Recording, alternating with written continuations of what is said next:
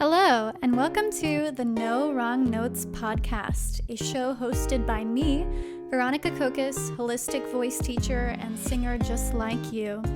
Grab a cup of tea, relax, and sit back as we discuss all things singing technique, mindset tips, and more so you can show up as the most confident and creative singer you can be. Hey guys, it's good to be back on the pod. I hope you guys had a peaceful and restful Thanksgiving.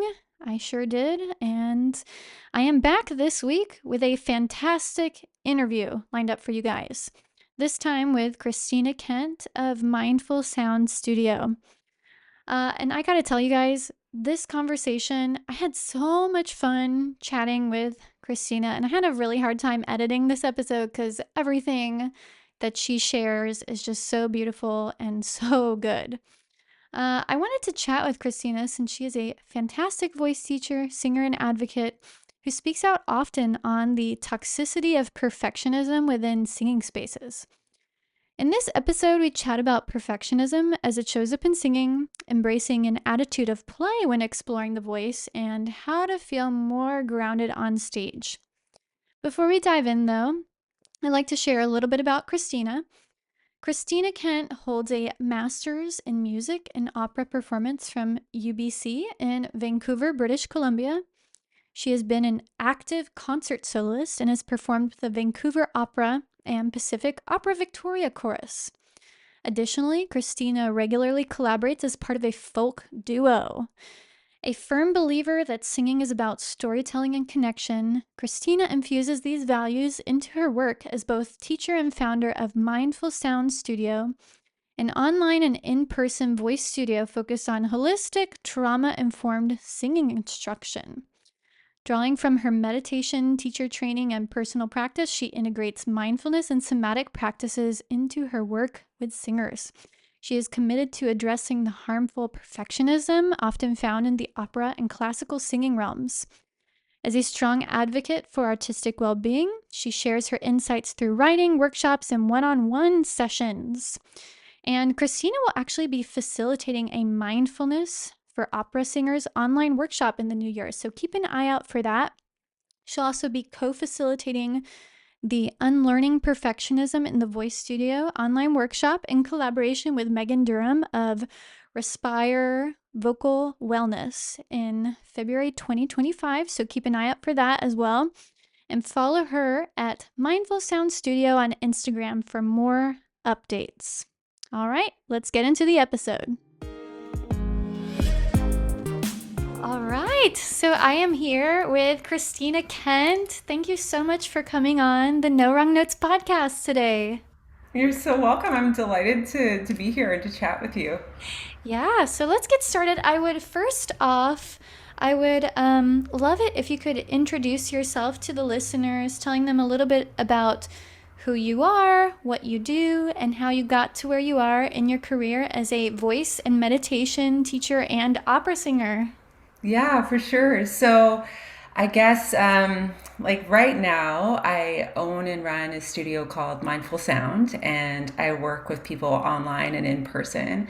And my passion is really integrating mindfulness with voice work. But beyond that, just a really holistic approach to working with singers.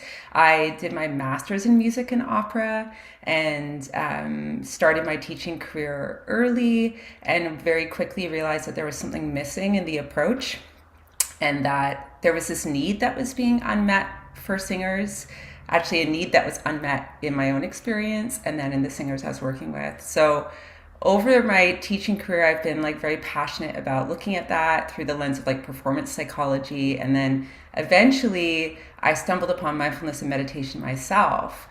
And when I started that practice, I became really, really shocked by my internal dialogue in regards to my own singing. It was like I suddenly could hear all of the very clearly, like the criticism, the fear, the anxiety, and I got a little bit of perspective and space around that.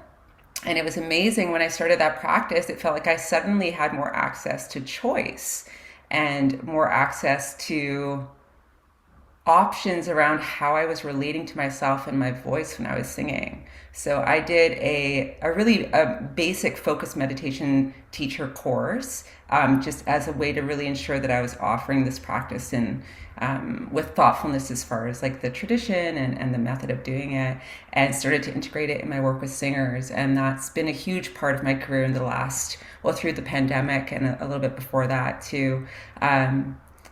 And I guess the other part of my work is I'm really passionate about advocating for change as far as like singing cultures broadly, yes, within the classical world, but even just kind of Western culture and music, the perfectionism, the classism actually that can be involved in it, and really trying to advocate for something different that feels much more inclusive, much more free, much more liberated from a lot of the fear-based confining elements that are alive. So yeah, so I do that through writing and through sharing my thoughts on that. But Yes, and that's beautiful. And I think it's so interesting how, I find this in my own life and in my own spiritual meditation practices and things like that, and also, currently going through my yoga teacher training and learning more and getting deeper into these concepts that I've been,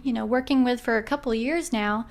But I think it's so interesting how getting into these kinds of practices, like getting into yoga, getting into mindfulness, how that, sparks internal change that, at least for me, I feel like it lights a fire underneath me to then bring some of that change externally too. Like, and I yeah, feel like that's maybe very present in your own work where it's kind of like you're seeing all these things that are maybe that are definitely that are not great, all of these yeah, these isms, in the yeah. opera industry, in Western classical music, teaching voice. And so I really think it's beautiful that you're kind of taking all of these things and really advocating and speaking on these topics. I think it's really, really important. And the first topic I want to kind of dive into, since it's one that I think has been really prevalent in your work lately, you've been talking a lot about perfectionism in the voice studio, talking about one of these isms that we're digging into. I think it's pretty obvious like why you might be interested in that topic, but why do you feel like unlearning perfectionism when it comes to singing is so important? Yeah, this is a huge one. I think for me, a real like light bulb moment was suddenly realizing that I really didn't experience my voice as beautiful ever. I had this moment. I remember I was working on an aria that I've been working on for like, felt like millions of years. And I suddenly had this realization that like I I didn't really ever enjoy the sound of my own voice. And not only that, but it didn't even really feel like a possibility. I suddenly had this insight, and I think this was through my work in mindfulness, this insight of like, oh, I don't think I feel like I have permission to enjoy the sound of my voice. That somehow that is wrong or dangerous. And this kind of started me on this path into understanding that as perfectionism. And Brene Brown's definition of perfectionism, which I'll offer loosely here, I don't remember the exact wording, but is really that belief that if we live perfect, we act perfect, we could throw in there sing perfectly, that we'll avoid the pain of blame and shame. And I realized that I had started in my own singing to just live in this state of guarding myself against criticism. And so even allowing myself to think, oh, wow, I love the way I sang that was something to be afraid of, because I had to be ready for, what was wrong with what I just did. I had to anticipate it actually and be on top of it. Like, yes, yes, yeah, oh, I know I need to work on that a bit more. And I realized how deeply dissatisfied I was as an artist. I mean, which makes sense. If like you never enjoy the sound of your own voice, like why would you even do it, right? Like I didn't really have much true joy, and any little moment of joy was very quickly met with like, oh, well, be careful. There's always something to improve. And I think that's the lie of perfectionism that's really dominant in classical singing worlds, especially, it masquerades as a concern about excellence and a commitment to the art. But really, we're all policing ourselves and one another as a way to like safeguard against feeling like we're less than, or we're a failure, or we're not good enough, or we haven't met some standard.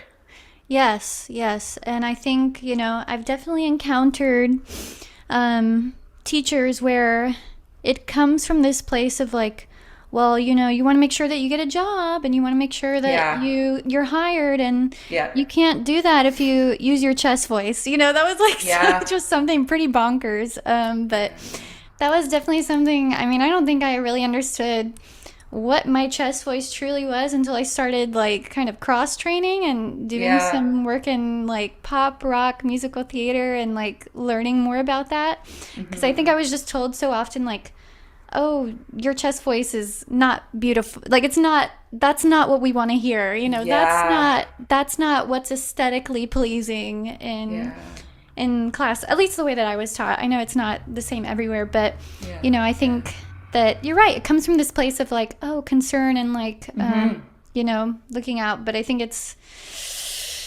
all, it all comes from that greater system of just like perfection and all of these things. So I think, yeah. Did you have more to add to that? Oh my God, I could talk about this for like for a very long time. But yes, to the chest voice thing. And I mean, this is coming from a mezzo soprano who also felt like chest voice wasn't even something I was Mm-hmm. really, it was always just this confusing thing. And Mm-hmm. it's so interesting because, one coach or teacher would be like, yeah, yeah, use that. And then the next person would say, oh my God, don't use that. And then the next person would be like, maybe if you do it this way. And that's another experience that a lot of classical singers go through where you just kind of, you live in this state of just confusion. Like you're getting so many different people's opinion, and I think the intentions are often really good from these teachers. They're just teaching, and it's this lineage that's being passed down. And you're right, there is this kind of, because the industry is there's so competitive and there's such financial anxiety for people within it. That's what keeps this whole anxiety alive, and it perpetuates teachers. They're just trying to help you to somehow be this thing that people will approve of, that will check all the boxes. But what we sacrifice in that process is massive as far as our mental health, our artistic autonomy, our experience of joy, and I would argue a really like lively and vibrant art form. Like I think, opera is in, especially in the big houses, is suffering from singers that are on stage that are terrified of actually being fully embodied and fully expressed, because there might be something kind of raw about that. And we've been taught to be so cerebral and so technical, and so in a mode of like safeguarding against any imperfection, that really there, I think the art form is losing some life as a result. So it's having this massive impact, in so many different spheres. I think there is one little ray of hope. Well, I think where I see the hope is small opera companies being started by, kind of this next generation of people who really care about these things and are trying to do things in a different way. And I really see that locally here, in on the west coast of Canada, and so that gives me a lot of hope. But I do think, if I can ramble on a bit more about this, like that there are so many different aspects to how we kind of conquer this whole perfectionism. Maybe conquer is not the right word, because I think first what's really important is to realize that perfectionism emerges as a safety mechanism. So it makes a lot of good, like biological sense, right? And we can learn it. We learn it sometimes in relationship.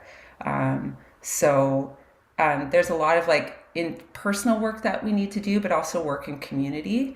So I think it really has to happen at the level of like our own process with our voice, how we relate to our colleagues, how we listen and respond to other people, how we teach. That's a big thing I'm really passionate about, because I think it's really what's happening in education that's going to make a big difference. how we run our professional spaces. But then it's also, I think there is a big financial component to it as well. So normalizing that music careers for singers need to look many different ways, and that it is very rare to have a full-time performance career, and that it is okay, in fact it is excellent to have multiple streams of income, so that you don't feel like, you have to sacrifice everything and just be so striving for this thing to please people so that you can make it financially. It's looking at how we reduce that financial burden that is perpetuating this need and this anxiety, if that makes sense too. Yeah. Yeah, that totally makes sense. And man, there's so much that I could just go, like you've said so many good things and so many interesting things that I'm just like, man, where do I start? Like There's what? so Oh many, god. I know, there's There's so so many many different things to think sides to it. about. Oh Yeah. man. But I think mm, just to kind of pinpoint something here, Yeah. um, I think that like all of what you're talking about, that is like this ray of sunshine where it's like I that does give me hope, that things could be different, that things could change, especially like even just the greater picture that we're living in now, especially here in the United States, where I'm not even gonna get into it here, but Yeah. things can feel really dark, Yeah. and I think it's important that like, to acknowledge that darkness and to Hmm. you know face some of that darkness, and at the same time, what are we doing moving forward, right? And I think you're giving some really really awesome things to think about, for singers to think about, for teachers to think about. So I love this conversation. I love all of what you're saying. And man, like I said, there are so many things that you said that I'm like, oh gosh, I want to pick your brain some more. But for maybe some of the listeners that are tuning Yeah. in who may struggle with that perfectionism themselves in their own singing, and may feel overwhelmed with the task of just doing that inner work on themselves, how would you recommend that they start this process of undoing and unlearning perfectionism? So, like, in other words, what is the maybe first step? Because, there's obviously a lot of work that goes into this. But if you could just give one little action item that people could do, that they could do today or later this week, whatever, when they're thinking about this work that they're doing on themselves to unlearn some of that. Yeah. Well, I think just to name first in what you were saying about like the broader landscape that we're living through, and things particularly that are happening in the States right now, and just this need for looking at ways that we can be more connected to one another and take good care of each other. Um, I think it's even more important, and I'll offer some actionable items here, but I think what I'd love to just mention is I think this work that we do with perfectionism around our singing flows out in our whole life. So it's like that capital V voice, right? Like there is no separating, like how we relate to our singing voice is deeply related to how we use our voice in our day-to-day lives and our relationships, and how we advocate for one another, all of these things, right? So I think that's important to name. And I think perhaps maybe I'll offer like three first steps that a person can take. I think the first one is to acknowledge why perfectionism is painful for you. Like, so for me, the moment of realizing, oh, I don't ever really feel like it's okay for me to enjoy my voice. Like that doesn't feel safe. It feels like I always have to be looking for what's wrong. I had this sudden realization of like, I don't think I want to do that for the rest of my life. Like that feels really not sustainable. And also intuitively feels like this can't be it. Isn't art supposed to be about connecting to yourself and feeling some sense of like freedom? So I think it's figuring, like, maybe even if somebody's listening to this, like clearly they probably are sensing, something is not. I'm not feeling a sense of joy or connection or meaning in my singing anymore. So like really kind of honing in on the problem. And then I think the second step is to actually offer yourself some self-compassion. So Kristen Neff is one of the lead researchers in the world of self-compassion. And I love her self-compassion break, which anybody could do in a moment of, say you're singing and you just feel that sense of heaviness, like, oh, it's never good enough. Like, I hate the sound of my voice. What's the point? In a moment like that, pausing and recognizing this experience is painful. And you could use your own words like, this sucks. This is frustrating. This is exhausting. This hurts.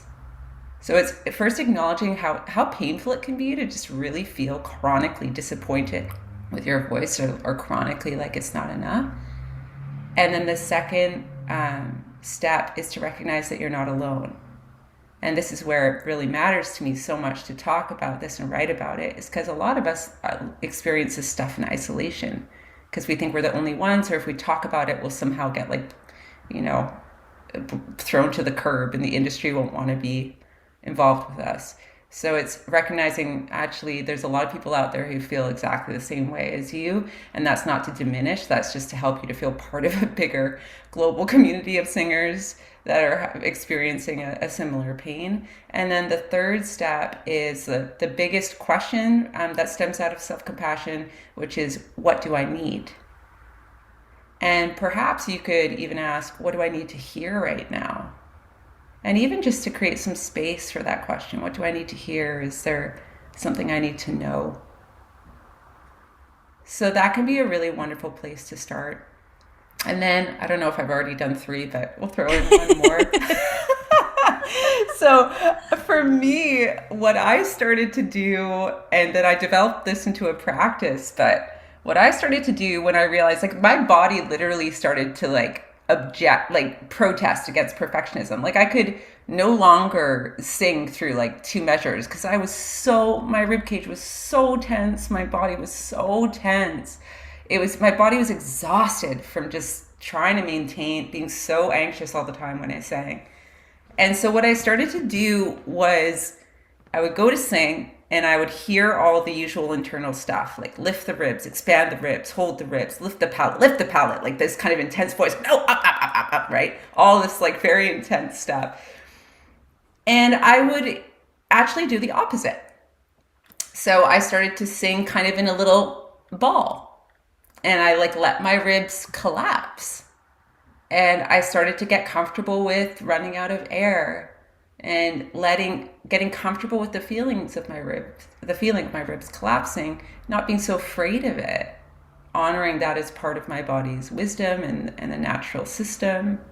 I allowed all of that technical internal dialogue to just soften, but literally played with the opposite. Like, if I'd been told, oh, it's too much if you move this way, then I would just go even bigger with it, and like let myself really go as big as I could with my body as I was singing.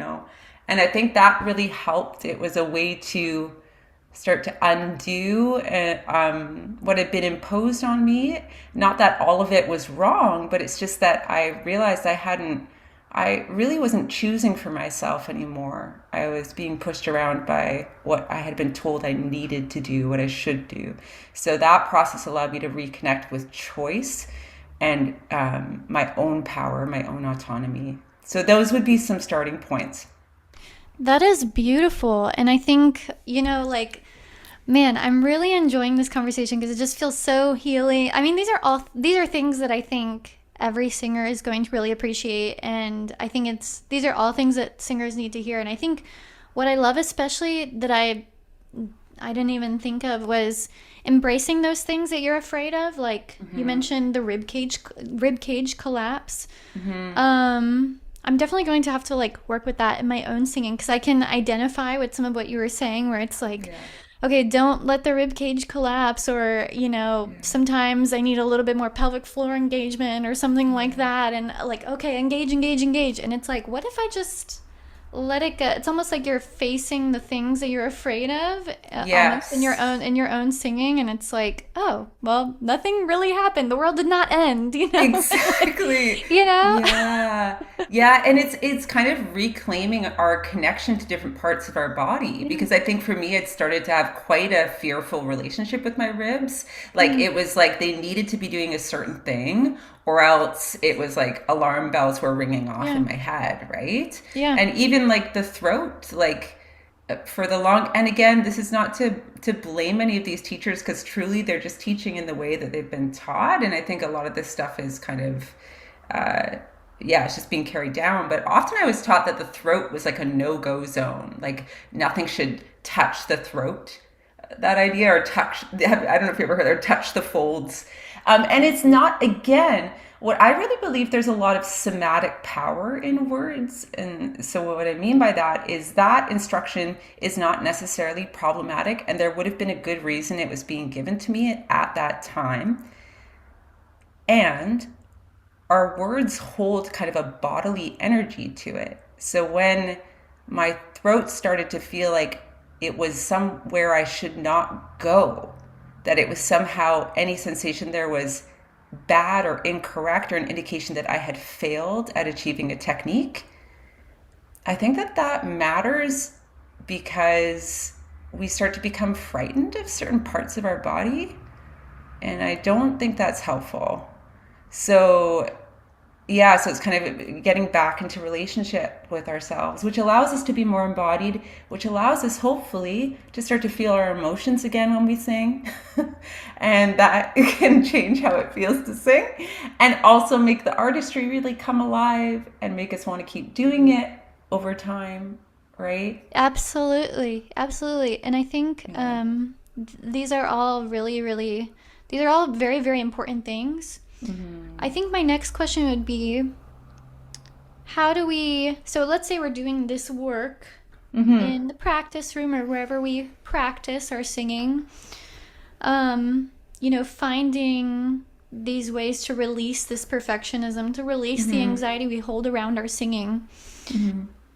How would you translate that to singing on stage, especially, in moments when you might find that anxiety creeping back up? Or, for singers that really get anxious on stage, like maybe like they're taking this work and they're like, yeah, it feels good in the practice room, but how do you take that and still feel that agency and empowerment on stage? I mean, I think it's fair to assume that, I mean, and as I like to tell my students, you're maybe always going to feel a low level of nervousness or anxiety when you step on stage. I mean, you're literally putting yourself out there, you're sharing your voice, which is a very vulnerable thing to do. So I think some level of anxiety is maybe always going to be there. But for those that may struggle with like excessive performance anxiety, how would you encourage them to? I mean, what are some things that they could do, or maybe some mindset shifts that they can experiment with when they're on stage versus, taking what they're doing in the practice room and trying to take that on stage or in the audition room? Well, just to say to any of those people that I am one of those people, and I like Me a too. very so it's great. So you're in good company. I don't yeah, I always experience high levels of anxiety when I perform. And so I have started to become better friends with my anxiety. And there's so much I could say about this. But I will just share a quick story because I actually just did a performance where I had a realization around this. So, something I like to do before I perform is to choose a couple of what I call like anchor words. So in meditation, we have usually a somatic focus, like the feeling of the breath, or it could be the feeling of your feet on the floor. It could be an external anchor like sound, but it's something that you're constantly gently inviting your attention back to. If you find that, say, you're on stage and all of a sudden you miss some sort of, you sing something flat or something doesn't go as planned, when that inner dialogue of like blame and shame starts coming online, you redirect your attention, gently bringing it back to, okay, I feel my feet on the floor. And that can be really useful. I use words sometimes because they hold like an emotional potency. So sometimes there are words that are anchored in the emotion of the piece. So I will have selected particular words. But for this performance recently, I was feeling just a bit out of sorts. And I really had an intuition that it was going to be a hard time for me on stage. Like I was likely going to make a couple unexpected errors, and I just knew it, not with a feeling of like foreboding, but more of a like recognizing my capacity and just knowing things are going to feel a little off. And so I chose the words flexibility, responsiveness, and connection. And I took some time before I performed to really reflect on what that meant. So my goal was not to not feel anxious and not make mistakes. It was to be flexible, to respond, to stay connected to myself and the music. And sure enough, like I did make mistakes for sure. It wasn't the strongest performance I've ever had. But those mistakes didn't carry me away. The anxiety didn't carry me away because I came back to that word, that intention that I'd really set up. And I think the thing that I would say that really I took away from this experience afterwards, it was amazing. I didn't feel that shame spiral that I have in the past. And I also didn't feel elated. I just felt very human. And what I realized though was that I felt peaceful because I think in my work over time with perfectionism, and it's ongoing, I think it'll be the rest of my life, and it's very bumpy and nonlinear. But what's happening is I'm slowly recalibrating that success is how I am in relationship with myself when I use my voice. That is what success is. So success when I go out on stage is how I am in relationship with my anxiety, how I am in relationship with my heart, my emotional expression, how I receive my voice. And those external validation factors, it's like the volume has gotten turned down on them. It's not that they don't matter. We're human. External validation does matter. But that connection to self has started to become more important. And I think that's related to the capital V voice, right? Like it's that zooming out and saying like this moment on stage is bigger than just how the audience receives me. It's actually a practice of being with myself, if that makes sense. Yes, that makes total sense. And I think that that is a that's a I feel like where you are right now with your voice, I feel like that is such a beautiful place to be. And it's my hope that I can get there myself. And I'm sure other, the people that are listening to this are also hearing that and, thinking about that. So that's really beautiful because I think you're right where, maybe we're always going to seek some level of external validation, but when we talk about all these isms and all of these like classism, racism, all of these things, elitism, perfectionism. I mean, there's so many that we talk about, but when it comes to these things, it's all external, right? It's all like It's outsourcing your agency. It's outsourcing your worth to these things. And obviously these systems are imposing a lot of these things on us. These are very normal responses for us to, outsource our validation, outsource our worth to these things because we've lived in these systems our whole lives, right? So it makes sense that we would, maybe do that. But I think that working towards this place where even as we live within these systems that we're actively working to change, I think reconnecting with that capital V voice or connecting with that capital V voice is going to be so important because, even as we're talking about grounding into this place, connecting with that capital V voice on stage, like you said in the beginning, all of these things that we're talking about, it starts with the internal, but all of these things radiate outward, right? Creating this internal change that then shows up externally that helps change these systems, So I think that's really, really beautiful. Did you have more to add to that or? I think just to say that, like, I think it's so important in the process of unlearning perfectionism. It can be really amazing how perfectionism can sneak into that. True, true, true, true. And what I mean by that, I actually had a client say this the other day, and it really struck me. They were saying how they've realized it's important to not get too preoccupied with the self that feels like it has it all figured out or too enamored with it. And I think what I mean by that is like, I don't in any way want to communicate or leave people thinking that I just experienced some sort of blissed out, like peaceful existence with my voice, where I just like totally at ease and in relationship with myself with kindness and care. I'm a human just like everybody else. And I experience a lot of internal criticism uh, and maybe that's the point. Like that's just it. It's not about like some idea. Yeah, there are times where I'm like, oh, this suddenly feels easier and I do feel really grounded.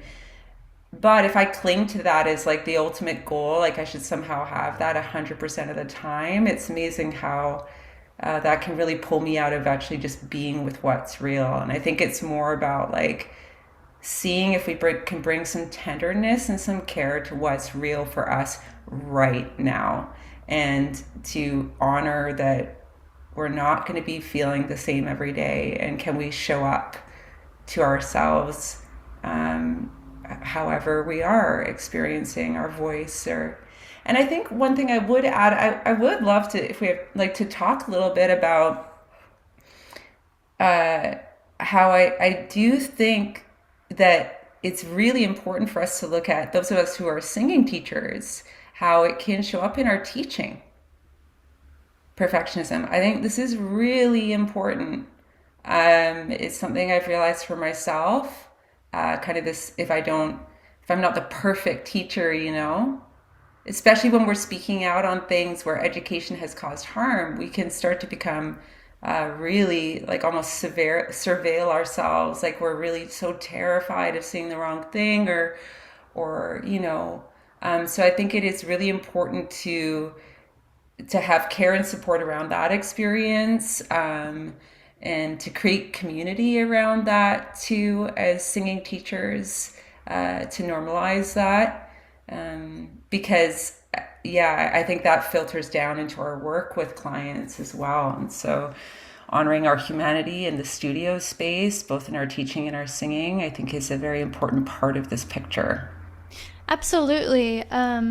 And, I'm so glad that there are teachers out there like you, like all the other voice teachers I like connecting with that are conscious of these greater systems that are influencing our behaviors, our teaching, influencing our singers.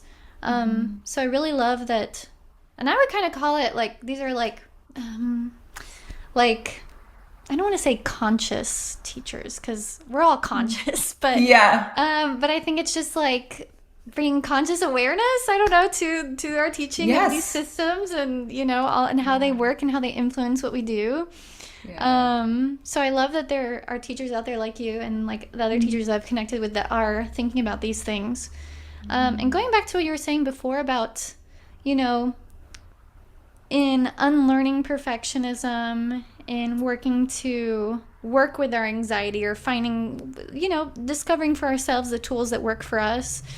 I think it is so important to emphasize that there's like no, like we've got to be wary of trying to find perfectionism in our healing processes. And it makes me think of, I think I was reading a Pema Chodron book or something where she was talking about one of the teachings in Buddhism is this idea where it's like, even as you're seeking to detach yourself from outcomes or detach yourself from these things like perfectionism, for example, and you're trying to, like in Buddhism, it's all about, attaining enlightenment and things like that and whatnot, and presence and all these things, how that's not, like, you even have to release that. So it's even about Yes. releasing that that process. Mm-hmm. I hope that makes sense.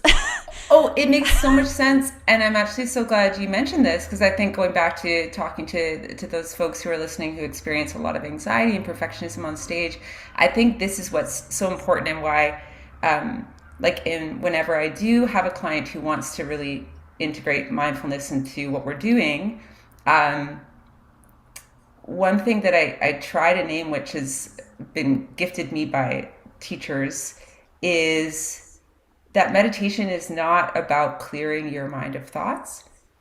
It like truly that is not it. Yeah. It's about attuning to when we get lost with compassion and kindness too, if possible. So Absolutely. if you meditate, like you're saying, if you sit for a minute and it's like you literally every second you're noticing that you're getting lost, like kind of pulled away from the experience of meditation, and you're bringing yourself back to the feeling of your breath. That's it. It's the Yeah. awareness, and it's that moment of coming back, and that can really help for somebody who has anxiety, so that when you're on stage, it's not that you're going to stop your legs from shaking and your body from shaking. It's more, oh, I noticed the shaking and now I'm getting pulled into, oh, why does this always happen? Oh my God, oh my God. And then I notice, oh, I'm lost. Come on back to the feeling of my feet on the floor or my word, my intention, my anchor. So it's really, yeah, it's knowing that it's a messy middle that we live in, and it's a messy middle where hopefully we have some like softening of judgment and a little bit more compassion for ourselves. But it's amazing how it's sneaky it can be if we feel like this process is supposed to look a certain way. Right. Just it's the same idea as our singing. It's like, oh, it should always be consistent and always be Yeah. this way and always. It's like, no, no, no. This is being human is very different. Yes, Yeah. exactly. And I love this. I mean, like I said earlier, there are so many things that I could just pick your brain about, Mm-hmm. but I do want to kind of pivot to something more Yeah. or more fun. I mean, all this is interesting and whatnot, but more fun, like a little bit more chill here. Well, kind of chill. Sure. What are your hot takes when it comes to singing and opera? I mean, you've already dropped a lot of hot takes in this conversation, but if Yeah. you feel like there's anything that you haven't shared yet that you're like, yeah, that's how I feel and I want to share it, I would love to hear that. Oh, hot takes. I don't know if it's a hot take, but I really think that we have a responsibility to one another to change how this art form is working. And what I mean by that is I think we all have to unlearn listening for with emotive deficiency scanning. And like to our colleagues, to people on stage, I it's not serving anyone. It's boring. It's not interesting. If you listen to a colleague or somebody on stage and you just have 1,000 criticisms of their technique, I would invite you to pause and to consider, did they ask for your opinion? And who does it serve? Who does it serve? That's the question. And what does it perpetuate? And so I'm curious about us getting really interested in our knee jerk reactions to one another, especially in the world of opera, and to consider something different. And I think my other hot take is I think in opera and classical singing, we have to really relearn playfulness and experimentation. Because so far, what generally I'm seeing is sometimes, you'll see a master class or something where a singer is invited to like, oh, just let go, like really connect to the emotion. And then they actually do try something outside of the box, but immediately they're told it's too much. Or it's like, well, not quite like that. Oh, but make sure you also, does that make sense? There's like Yeah, that makes sense. we actually don't quite know how to really engage in messy play because we're so scared of like if say suddenly we do that and the tuning changes or something in the technique changes, our perfectionism goes, oh shoot, no, never mind, put it back in the box. Like make it, this is too scary, something's changing. I And have a I have yeah. something to ask about that. So like, and this might be more for the teachers that might be listening to this. So when it comes to like a master class setting, for example, or if they're in the lesson with a student and the student lets go and they experience this really brilliant sound. So what would your alternatives be to teachers that may find themselves jumping to, "Oh, that was great, but let's try dialing it back just a little bit." So what would you say some alternatives to that would be? Would it be, I mean, I can think of like what I might do where I would say like, well, how did that feel? And kind of putting it back on the student a little bit. But I guess what would be some of your ideas for teachers that might be listening to this? Well, I think get curious about your student's experience, like what you said, but really check in with yourself. Like if the person who's singing in front of you, like their experience is, they are the ultimate kind of judge of what's true for themselves. And I think it's important for us to check in where we might be trying to safeguard our ego or have them looking good and being polished because that reflects back on us. So to ask, are we trying to contain and fix for our own purpose? And even to ask things like, say you invited a singer to just really let go and connect to the emotion because you could see they were really caught in like a cerebral mode, and they did that and their face just lit up and they were so alive and they sang sharp. Check in to just notice like what happens internally. Do you feel the need to fix that tuning?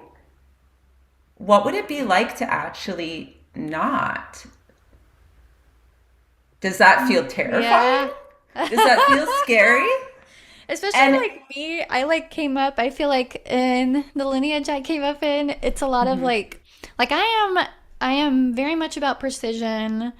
I call her a Toro soprano, so it's all about precision and accuracy and things like that. So just you bringing that up, I could feel like the internal like yeah, hackle, like kind of hackles of my ego kind of be like, oh. totally. Well, and this is where it's really interesting, right? Because I like in no way am I saying, if that tuning absolutely doesn't matter or that I wouldn't be honest with a student when that's going on. But what I'm saying is I think we don't trust singers enough. And sometimes we don't allow for we want to fix so quickly and we don't let something unfold in the time it needs to, and for the singer to really navigate that with more autonomy. When we so quickly come in to fix, I mean, this is such a cliche maybe comparison, but it really is like a flower that is just about to blossom and we're just peeling back trying to get the petals to come out. Like Yeah. we have to trust and give the space for that process to unfold. And I think sometimes when we leap in over and over and over again, we strip something from the student, we take away some autonomy, and we create fear, I think, around like Yeah. challenges, if that makes sense, or we can amplify that experience. I don't know if I'm communicating that Well, no, clearly, that but that makes total sense. And I think too, when it comes to issues with like, let's say the student is singing sharp or they're flat or something, the rule that I tend to go by in my head, which maybe I need to let go of that rule, but I always think, well, let's give them a little bit, like, let's say they're working on an exercise, for example. I'm like, I'm gonna give them, like, maybe they sing something, the intonation is off. I'm like, well, let's give them a chance. Let's give them a couple more attempts, like, through, because maybe it's just them getting used to the exercise too. It's like, not everything needs to be corrected right away. And sometimes those things correct themselves because then the student is aware of it. Oh, maybe I'm a little under pitch. And then, they kind of self correct. And it's like, not everything needs to be immediately fixed or addressed. I mean, I think if it's a prolonged issue. It's going on for like, Yeah. but it's like, I think, yeah, it's kind of moving away from, oh, this immediately needs to be fixed because, my ego can't handle it. So it's like, Exactly. It's so important yeah, because that immediacy actually negates the complexity of tuning challenges, if we're talking yep, about this in particular, which really can be related to a dysregulated nervous system. When yeah, somebody feels like even less connected to themselves as far as autonomy and choice, there can often be a huge correlation with that in tuning challenges. So the yeah, more that we can create a sense of safe enough as much as we possibly can in our studio environments, one that could like encourages collaboration between student and teacher and empowers the student, the more likely they are to have their own awareness of what's going on with their tuning, to be able to make those adjustments with breath that can help things to settle and find that center, right? But yes, it's again, this is where it's so important for us as teachers just to recognize, like, I love that the way you embodied it. Like, I think it's really important to notice the right, moments. yeah, And if we can even, I would argue that in my experience as a teacher, if I can in a moment like that just bring a little bit of awareness to, like, oh, I'm feeling this contraction and I'm feeling a desire to fix, like, really quickly, and to like fix this now. yeah, If I can take a breath and just create a bit of a pause, a little bit of a space, yeah. so often I have more insight into a more skillful way to move forward. Mm. Yeah. Yeah, yes, this is, yes. Oh Yeah. my gosh. So many good things here. This Yeah. conversation, I could literally pick your brain all day, and I know we're kind of like coming up on Yeah, time yeah, too, and I'm yeah. like, oh my God, I gotta let her go. No, no, no. But I would love to move on to some final questions, some Yeah. rapid fire questions. Sure. My first one is coffee or tea? Oh, coffee. How do you like your coffee? With a little bit of oat milk, a little Yum, pour over okay. coffee. Yeah. Love it. The next one is, what is a song that's been stuck in your head lately? um, what remains? Is that what it's called? Who's that by? Oh God. It's, I know I'm gonna have to Google it. It's like, can I literally Google this? It's gonna drive me crazy. Renee Rapp did this, like, Oh. she did it's not by her, but she Oh, did okay. a gorgeous, um, it's Drew Gasparini is the composer. Oh, okay, okay. Yeah, it's beautiful. It's beautiful. People should check it Nice. out. Gotta check it out. Also Meadowlark from The Baker's Wife, Okay, which okay. is super stunning. That's been in my head lately too. Nice. Yeah. What is your favorite singer or band? Or you can name a few too. Sometimes when I ask people that question, especially when I'm meeting new students, they're like, oh God, I listen to Oh, so I much. know. So either favorite singer, band, or even plural singers, bands. Oh God. Yeah, I'm the same where there's just no way. And it would be different on every day that you Yep, ask me. yep. But if I think, oh, it's like literally almost impossible. But I have to say, I'm aging myself here a little bit. But if there is a singer that just like, oh, I just like freaking love singing her music no matter what, it's got to be Alanis Morissette.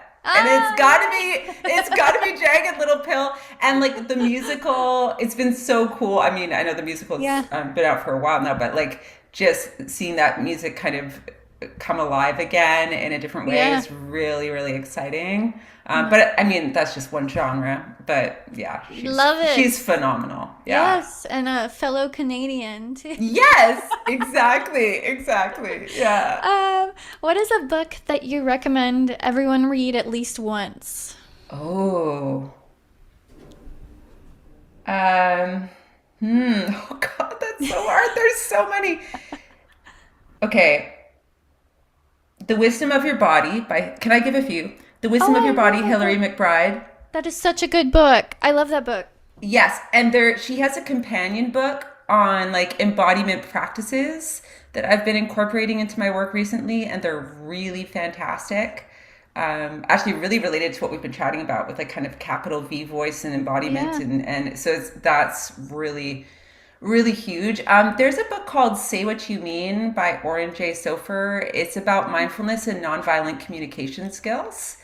And for Ooh. the Unlearning Perfectionism workshop that I do with my colleague Megan from Respire Vocal Wellness, we integrate some of that work. I think nonviolent communication skills are really powerful in the world of like voice education, like just kind of based on that conversation we were just having, a lot of these like tools for navigating tricky moments and power dynamics and stuff like that, and helping to create more connection. That book's excellent.